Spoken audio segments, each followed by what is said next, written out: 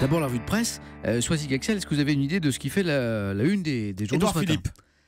Peut-être le maire du Havre, non? Exactement. Bien sûr, Édouard Philippe, le Premier ministre, les Républicains du président Macron, à la une du Parisien, de Libération, du Figaro, des Échos, de la Croix, de l'Opinion, de l'Humanité, pas de l'équipe, hein, non, même si on nous parle beaucoup des talents de boxeur, hein, vous savez, du nouvel occupant de Matignon. Le Parisien aujourd'hui, résume le sentiment général, un Premier ministre de droite, il fallait oser. Évidemment, écrit le journal, cette nomination correspond à la désormais fameuse volonté de recomposition politique prôné par Emmanuel Macron, mais tout de même, voir cet inconnu du grand public affirmer être un homme de droite sur le perron de Matignon alors qu'il vient d'être installé par un président venu de la gauche est un moment sinon incongru, au moins inimaginable il y a encore quelques semaines.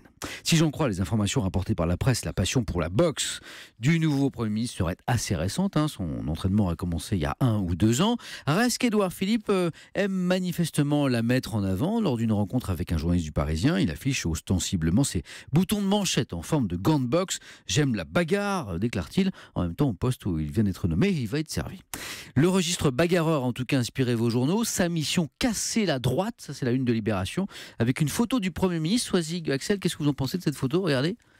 Il fait presque peur, non? Ah oui. Non, hein? Il est grave, Ouais. il est grave. Oui. Mais c'est la barbe aussi. Ouais, patibulaire, mais presque, on aurait dit Coluche. Pour Libé, contre la droite, Édouard Philippe, c'est une bombe à fragmentation. Donc la bombe est lâchée. Reste à savoir quels seront ses dégâts. Brèche majeure ou pas, s'interroge la Croix. Ralliement individuel ou véritable début de recomposition du paysage politique. Eh bien, pour la Croix, la réponse sera donnée par la composition du gouvernement, ça c'est cet après-midi, et par le résultat aussi des prochaines législatives. L'info du jour, c'est donc Édouard Philippe à Matignon, on l'a dit. Mais ça n'est pas l'avis d'Alain Raymond dans le même La Croix. Il y a un événement qui nous a complètement échappé. Il fait beau. Il fait beau, non seulement il fait beau, mais il fait chaud. Juste ce qu'il faut, écrit Alain Raymond, juste la chaleur dont on avait besoin. La télé nous dira tout des 1001 péripéties du nouveau gouvernement, mais la douce sensation de la chaleur sur le visage, l'impression de basculer tout doucement vers l'été, ça se sent, ça se ressent, ça ne s'apprend pas en regardant la télé. Il a raison, Alain Raymond, parfois il faut savoir l'éteindre, cette télé.